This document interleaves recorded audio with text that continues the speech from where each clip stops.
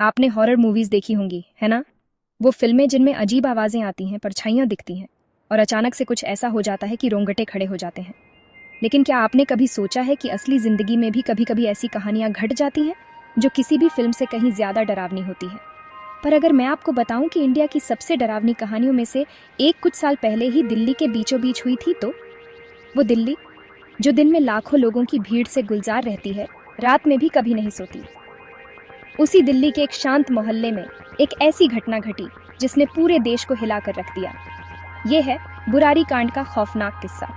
जुलाई 2018 में दिल्ली की शांत बुरारी की गलियां एक ऐसी घटना से जाग उठीं जो किसी हॉरर फिल्म से कम नहीं थी। सुबह सुबह जब पड़ोसी रोज की तरह अपने काम में लगे थे, किसी ने सोचा भी नहीं था कि एक घर के अंदर ऐसा मंजर होगा जिसे देखकर पुलिस तक सन्न रह गई। एक ही परिवार के 11 लोग, 3 पीढ़ियां अपने ही घर में मरे हुए पाए गए। सब फांसी पर लटके हुए थे। कुछ के हाथ बंधे थे, कुछ की आंखों पर पट्टी बंधी थी। घर के हर कोने में सन्नाटा था और बाहर भीड़ जमा हो गई थी। हर कोई यही सोच रहा था, आखिर ऐसा कैसे हो सकता है? लोग कहते थे कि वो एक नॉर्मल, खुशहाल परिवार था। किसी ने सोचा भी नहीं था कि बंद दरवाजों के पीछे कुछ इतना भयानक पक रहा था। वो लोग जो हमेशा मिलनसार और मददगार माने जाते थे, जिनके घर से हमेशा हंसी खुशी की आवाजें आती थीं, उनके साथ ऐसा कैसे हो गया? लेकिन असली झटका जब पुलिस ने घर की तलाशी ली तो उन्हें कुछ ऐसा मिला जिसने इस केस को और भी रहस्यमयी बना दिया। पुलिस को डायरियां मिली, पूजा पाठ जैसे निर्देशों से भरे पन्ने के पन्ने।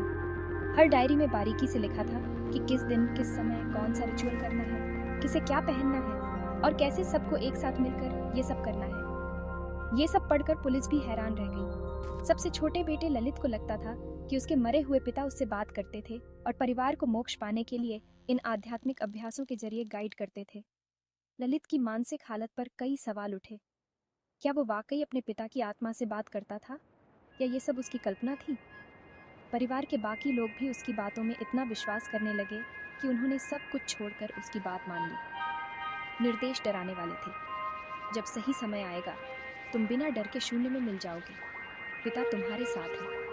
इन शब्दों में एक अजीब सा आकर्षण था, मानो कोई अदृश्य ताकत सबको अपनी ओर खींच रही हो। हर पन्ने में डर और रहस्य छुपा था। पुलिस ने इसे मास साइकोसिस कहा, कुछ ने हिप्नोसिस की फुसफुसाहट की और बाकी, खैर, उन्हें लगता है कि शायद कुछ सुपर नेचुरल हो रहा था। मनोवैज्ञानिकों ने कहा कि ये एक सामूहिक भ्रम था जिसमें पूरा परिवार एक ही सोच में डूब गया। लेकिन कुछ लोग आज भी मानते हैं कि उस घर में कुछ अलौकिक था जो किसी को नजर नहीं आया। क्या ये मानसिक बीमारी थी, एक कल्ट जो गलत हो गया, या कुछ ज्यादा ही अंधेरा